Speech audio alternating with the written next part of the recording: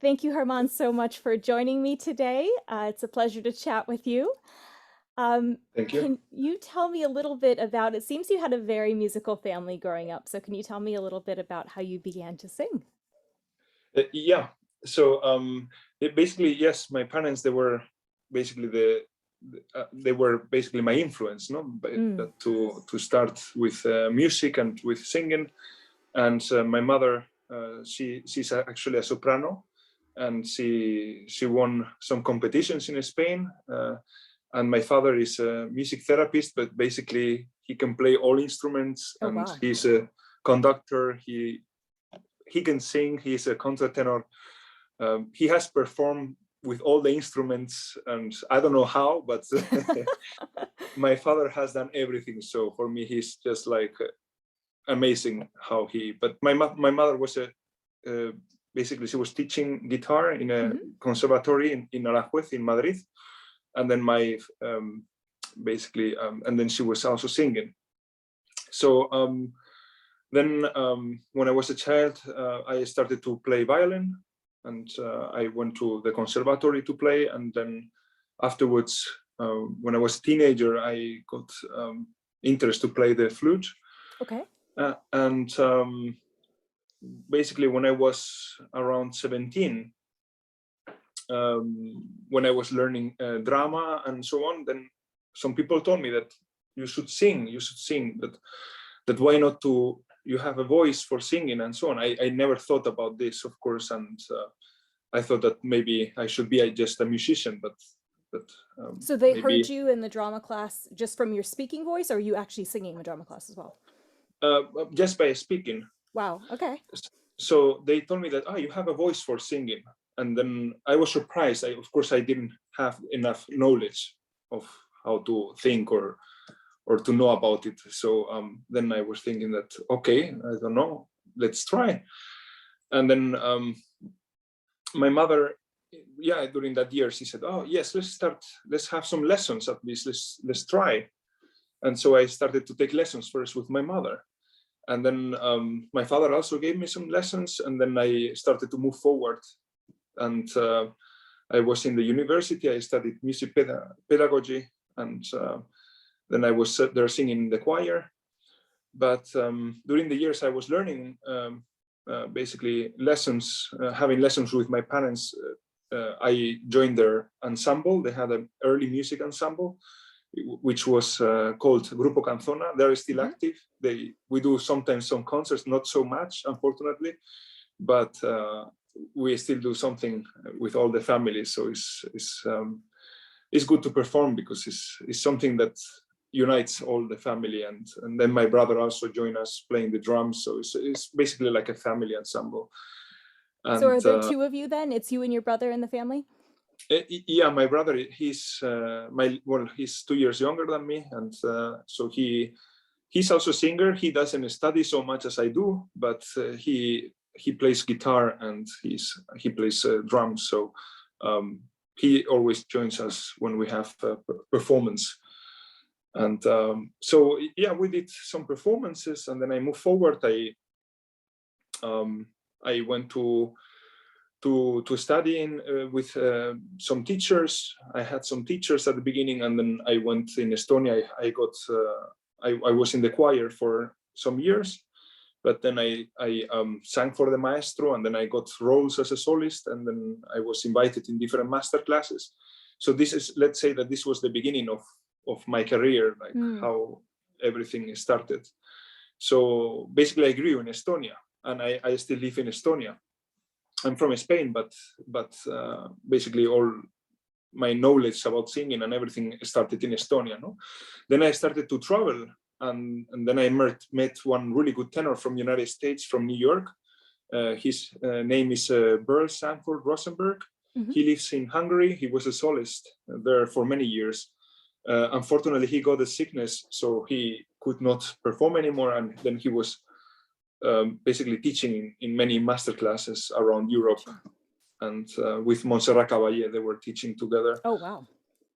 So I met Burl through one Hungarian tenor, Boldizar Laszlo. He sang Don Jose in in Vanemuine Theater. So then I took his master classes, and they were really good. And then I was also with one Georgian.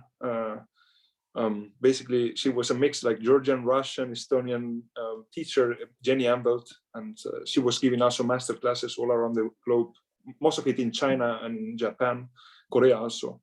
So I was fortunate to take her master classes, and then I found afterwards I found a really good Italian teacher, Federico Lepre, and he taught me more about appoggio and how to support more the voice, how to basically have the voice with more, use the voice with more freedom. So my knowledge about freedom was all thanks more to him. And so then I started to do roles. I did La Traviata in Israel. And then I did the Duke of Mantova of Rigoletto in Scotland. And then yeah, I was in South Korea once. I did Tosca, Cavaradossi. And I was where I met Jean and Natalia in Boston. I did Don Jose in a festival. So so thanks to that, actually, I met Jean and Natalia. So I'm really happy about that. And it was really funny because when I was doing the performance there, Jean was just analyzing the performance, giving some tips. But he was all the time with the computer organizing his stuff. And then I told him that, Jean, you should be a manager. You should not only look, and you have the power. I see he was making websites and really quick. So, and he was arriving to different people really fast. And I said, you have the way to talk. You have the way to express yourself and communicate with people. So you have a power, basically. So I told him that you should be. Of course, I did not think that he will be one day, but I just mentioned, I don't know, it came, you planted the seed, yeah.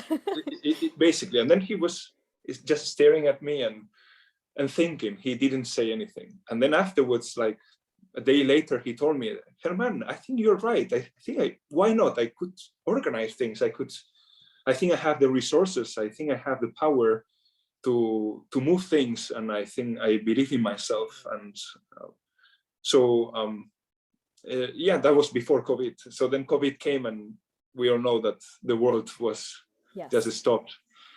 So I was invited by him to come to the States to assist in one opera, but finally this was cancelled also, and then COVID came. So we did not do much, but yeah, so basically, yeah, I have done some opera roles, and now with Jean we're planning to do some concerts in the States. Now, did I also read that you were part of like a crossover group? I don't know if it was with your friends. Was that when you were in university that you kind of sang a bit of crossover as well? Yeah, I have crossover also has been a lot. I have done lots of crossover concerts throughout. Okay. And this has been also basically demanded by many people that people nowadays like opera, but they like also a fusion of it. So they like they would like to listen to some songs that they're more related with pop technique. So for me, it's like basically like fusion. So some musicals also, and I enjoy that also. So I have done with musicalist tenors in Aranjuez. I have an ensemble also, which is basically also with my family again. But we have other members. So it's more, basically I have two ensembles. So it's Grupo Canzona, the early music one, and then musicalist tenors, but where musicalist tenors were bigger, basically a bigger set. And we have a guitarist also, and we have a bass, and we have a drummer, and so we have different more instruments. And there we had some concerts in Aranjuez we have had in the festival. So we're really doing like locally there. And lately I got an offer to sing with one ensemble also from Spain that they're doing the tribute to Il Divo. because the singer of Carlos Marin, he unfortunately he passed away. Yeah. So they wanted someone who has similar voice type or timbre, Mm-hmm. and so finally I had an audition with them, and now we're planning to do some concerts together. Of course, yet It's great. we did not meet physically. We have done everything by Zoom and talk, Yeah. but now you can do everything by distance and then just meet and go to, to the Yeah. performance, basically. Just once you're there, you'll experience the voices together. I think you were also involved in one production, or maybe multiple productions, of Phantom of the Opera. As was it Piangi that you were playing? Yeah, I did the Phantom of the Opera, Piangi, and I did 3 times Piangi, and then I have done Les Mis also. I have done the Priest, and then I have done also one of the students, Courfeyrac, but that's a really small role. And then I have done basically lately I did also Pablo in Sisters Act. Oh, nice. Do you find it challenging to go from opera to maybe concerts and then Broadway? Is it difficult or not really for you? I think for an opera singer, I think it's challenging because it's lots of colors. Mm. So I think this is my. I always try to keep the same color, but I know when you sing in musicals, you have to talk. Sometimes you need to scream. Yeah. So it's you need to be really careful when you're an opera singer and you perform in musicals. But I always try to do a musical where I am in my safe zone. So Mm-hmm. because it's not, I know that it's not so safe for opera singers. But I think you need to be really smart how you do it, and always talk with your diaphragm, always support yourself. So you need to keep the same color. Then I think you can do a good job. Mm.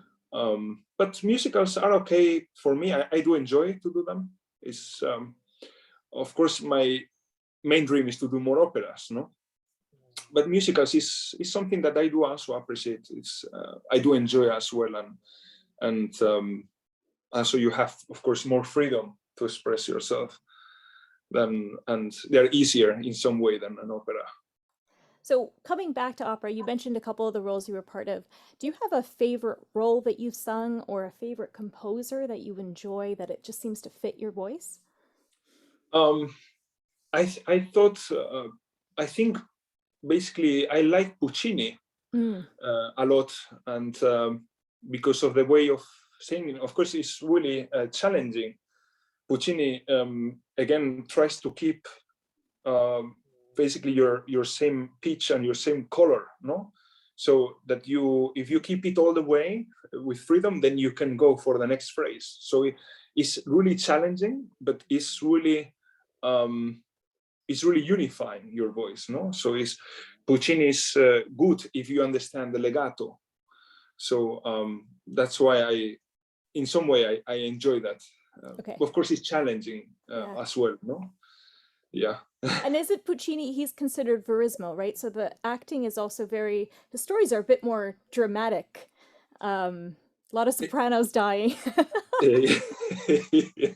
Yeah, many people die in Puccini, so lots of dramas. But yeah, I like the verismo and the expression also. Mm. In maybe with Verdi and other composers, you are more inside the role. You're holding it inside, but as you mentioned, you need to use more your feelings when you're singing. So you need to unify them with singing as well. No, that's I think one of the main points that I really love, that Mm. you can put all together in one opera. No, And it can yeah. be very romantic too. I think that's why the public really enjoys like Puccini because it just resonates with them. Yeah, I think so. Also, is because Verdi and or Rossini in some ways he's more also basically a fanatic of leggeros, no? But there are of course different type of repertoires and different Yeah. type of thoughts inside the operas, but I like maybe in some way I like more Puccini because he's more expressive, and with others maybe Rossini is more technical, Mm. and the different breathe way and thoughts, and the acting has to be more reduced in some ways, basically focus more with the singing technique. Yeah. But I do enjoy a lot Puccini and the way of their characters, and yeah, as you mentioned also as well, Natasha, is that you can also communicate with the public, no? Which is I think is important when you not only to sing for the role and for myself, but to give it to sing for the public basically. So the public is always, I think, is really smart, you know, that they always feel what you sing and they live with it. So Mm. if you are expressing something, you need to express it also through the voice and through your own feelings, and is way really deep, no? Now, I Yeah. have to ask, we'll talk about Vincero opera in 1 second, but obviously we kind of have these core composers, Mozart, Bach, and we keep going to them because they are so wonderful. But I think there's also a lot of composers that we don't hear as much about, or, the new operas that are being written. So do you have any experience with composers from Spain or Estonia that you would like to hear more of?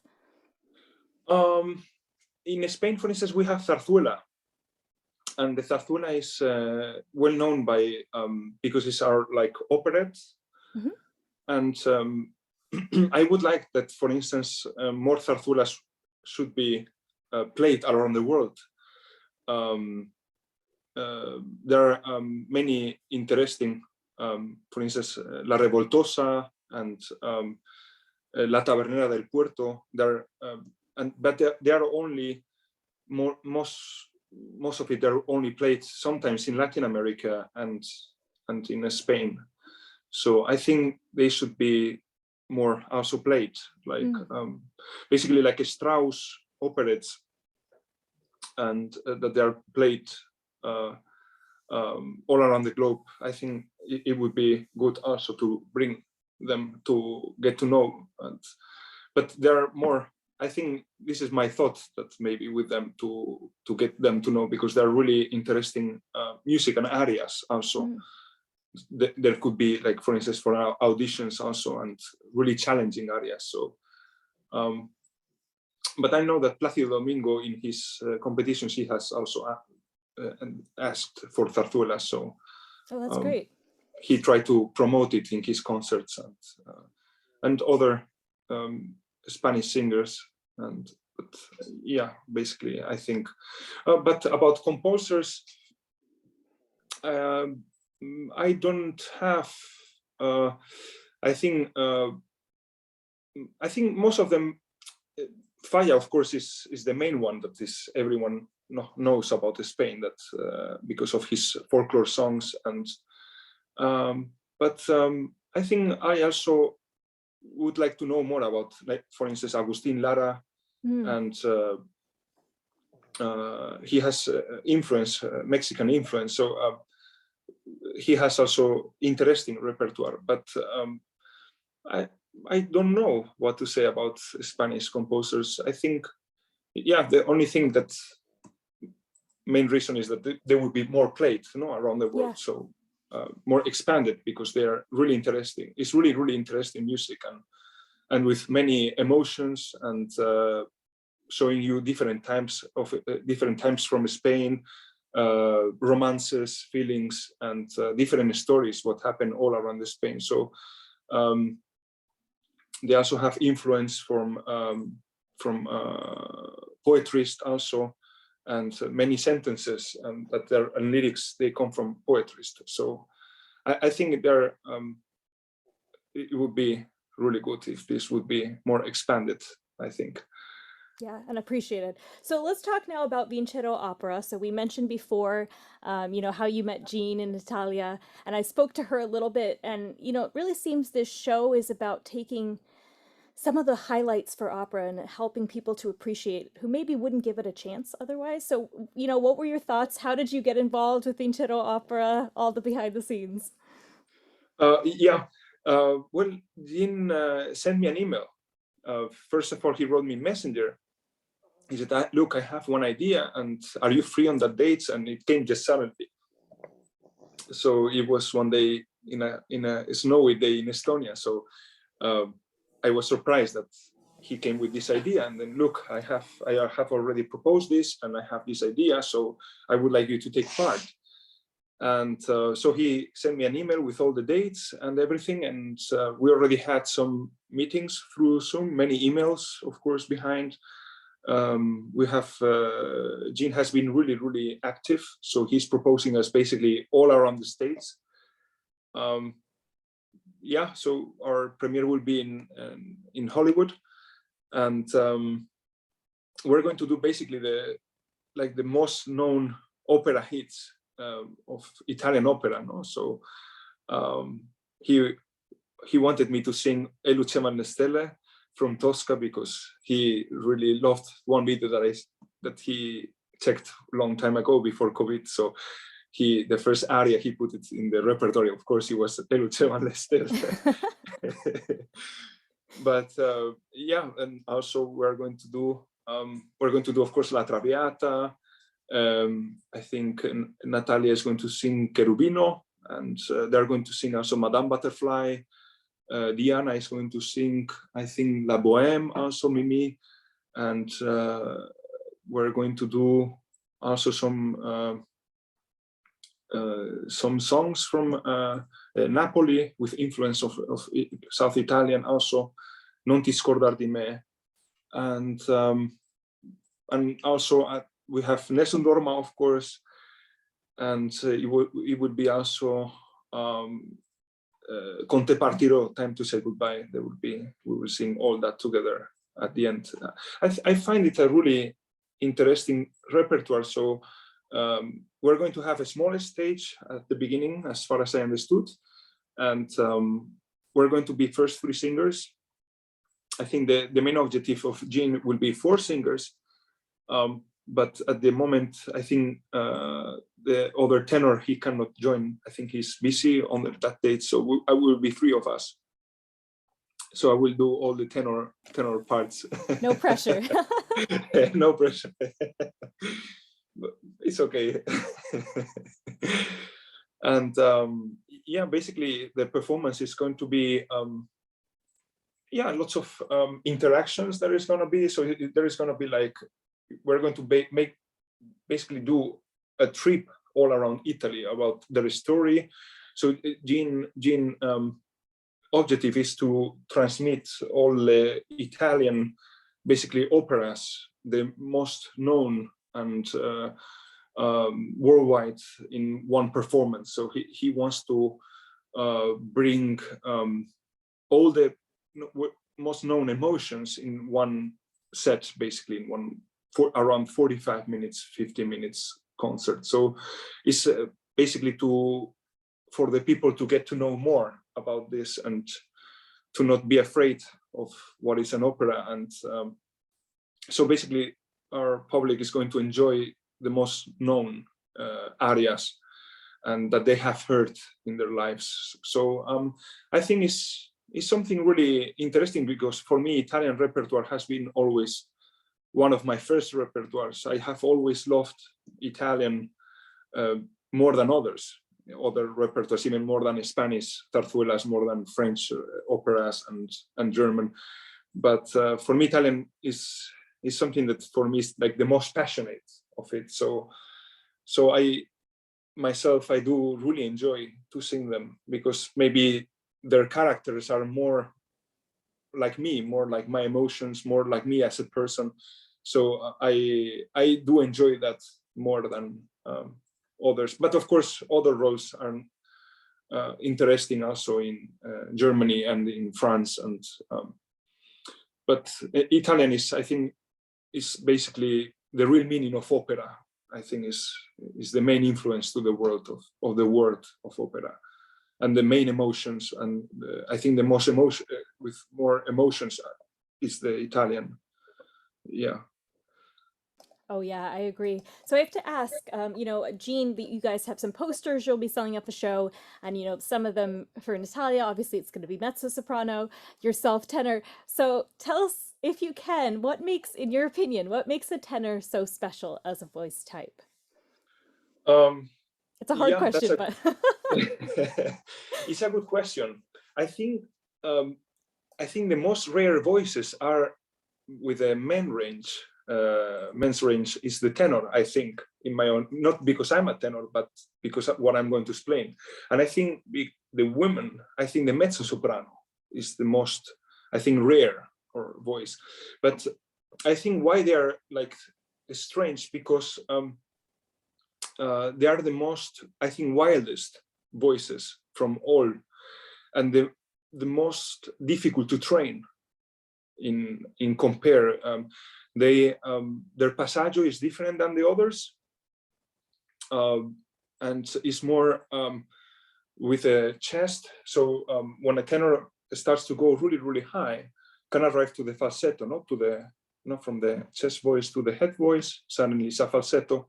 But what is really challenging is to have the passaggio, which means to bring the chest with the head voice at the same time. So it's basically a mixture, but always supported by the chest, and with a good support.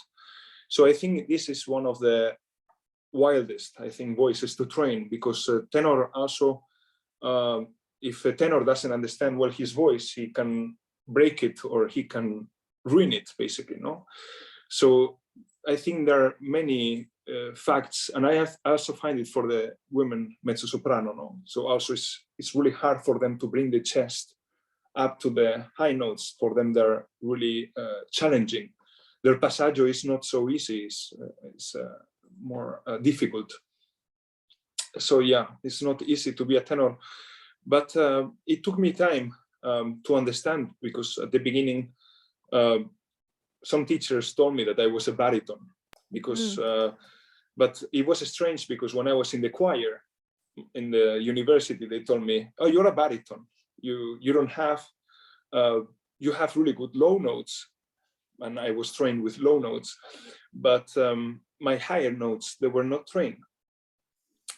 So when we were having the rehearsals with the choir, the baritones, and then the bass started, then the baritones, then the mezzos, then the tenors and sopranos, and so on. So it was really funny, because I was the only, let's say, baritone between gaps, that I was singing the same or higher than the tenors in the choir. So everyone was always staring at me like, why Herman is what's singing? he doing? Yeah. Even Herman is competing against the sopranos also. But not even my teacher noticed this. But then when I found another teacher, then she said that you are just a tenor without being developed your high notes. And this took me many years of understanding, mental work, of practice, of basically, for me, I think most of it was lots of mental work. So lots of psychological work to understand all the registers, how to feel free. So it was lots of visualizing, freedom, and basically this helped me to unite all the registers, and mental work a lot. And but yeah, the voice of a tenor is like I think it's like a wild horse that wants to go everywhere, but and really ambitious. But once you can control it, you only feel really good satisfaction, because if you can keep it in the same shape and free, you are, after a concert, you feel so amazed of what you have done. So it's for me, it's always a challenge. Every concert is a challenge. Every performance, everything is like a challenge.